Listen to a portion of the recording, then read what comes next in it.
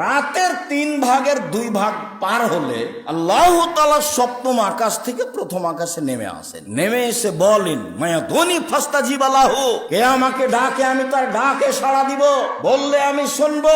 মায়া শুনেনি ফাতিয়াহু, কে কি চাই, যে যা চায় আমি তাকে তাই দিয়ে দিব। ওয়া আলা কুল্লি শাইইন কাদির, তিনি সর্বশক্তিমান, সবকিছু করতে পারে। কে গাড়ি বাড়ি চায়, কে জমি জায়গা চায়, কে ছেলে মেয়ে চায়, কে বিপদ থেকে বাঁচতে চায়, যে যা চায় আমি তাকে সেটাই করে দেব। মায়াস্তাগফিরনি ফাগফির লাহু, কে আমার কাছে ক্ষমা ভিক্ষা চাই আমি তাকে ক্ষমা করে দিব।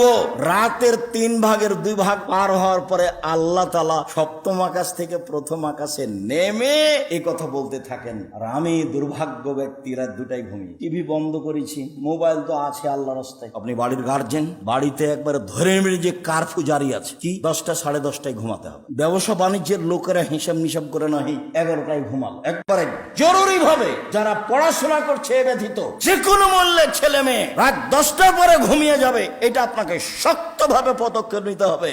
একরাহুল কালামা বাদালে সাহে, এশার সালাতের পরে আল্লাহর নবী কথা বলা ঘৃণা করতেন।